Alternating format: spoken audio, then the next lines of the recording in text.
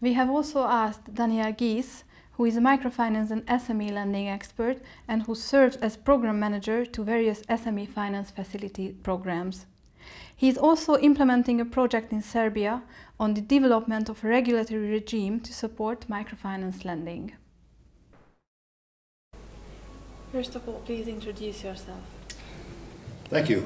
My name is Daniel Gies. I am a partner in a firm called Flag International, which is a consultancy based in the United States, and we are engaged here in the Balkan area on a number of initiatives related to microfinance and access to finance for small businesses and farmers.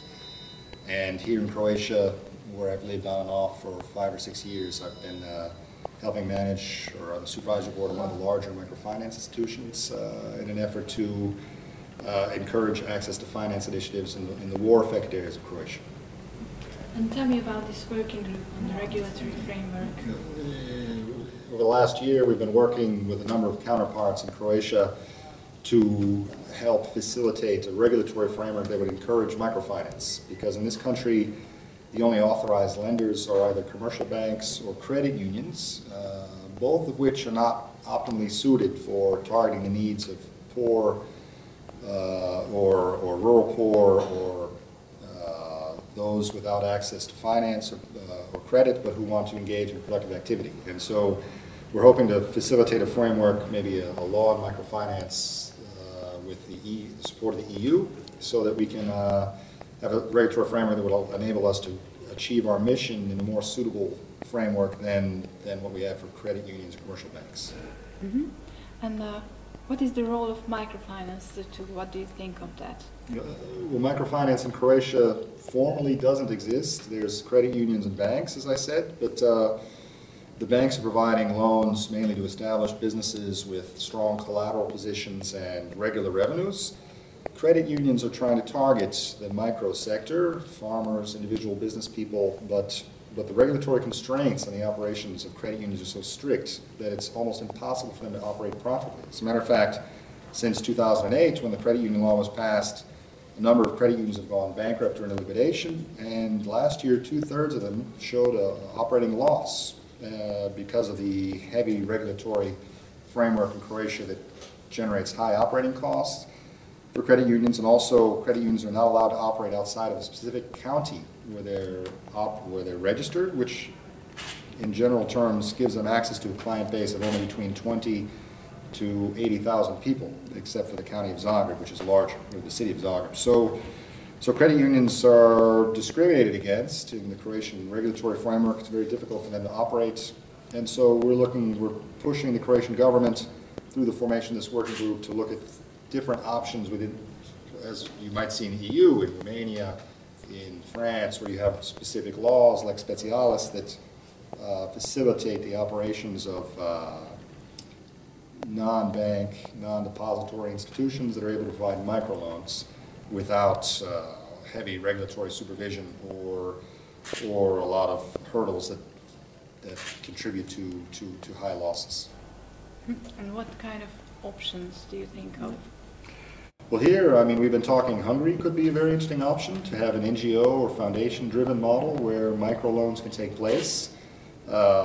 We've also looked at the Bosnian model here, the Romanian model, where you have a law about a non-bank, non-depository company that could provide microloans. And as most viewers probably know, a lot of the micro-lending funding is coming from EU sources, donor sources, so generally cheaper sources of capital. And looking at either a foundation-based or company-based model to access those types of funds in order to achieve the mission of microfinance here, I think the Croatian stakeholders, including myself, are very open to a number of possible models. We're looking to the European Union for suggestions and ideas on this so that we can engage in serious discussions with the central bank and the Ministry of Finance here, which engage in the regulatory overview of the lending sector. And what do you expect from the European Union? Well, we're here this week for a conference with various stakeholders within the European Union to see if they can provide some guidance and input on how we can approach the regulators in this country. We would expect from the European Union some support for the effort to achieve the mission of microfinance here, to include young people, to include startup entrepreneurs, to include rural actors and farmers in the formal financial framework here, because many of them are excluded. Banks are not interested in these people, and credit unions are so restricted by the territoriality limitations of their operations that they cannot target this sector effectively. It's too expensive, they're losing a lot of money, and they're just not able to achieve scale. And so we hope that we can find some third path to create a separate framework for micro-lending in this country in order to help us achieve our mission of alleviating poverty and encouraging entrepreneurship and innovation, particularly among young people. What kind of future do you predict for the microfinance sector? Well, you can ask me that question after the conference here, but I think Croatia must decide very soon if they will tolerate or facilitate a separate path for regulation in this country that is not tied to very weak and divided credit unions or very strong and too upscale banks. I think the only future in Croatia that makes any sense is to provide a framework that allows NGO-based or small company-based institutions to raise donor funds and to place sustainable loan products to populations that lack access to the banking sector in this country.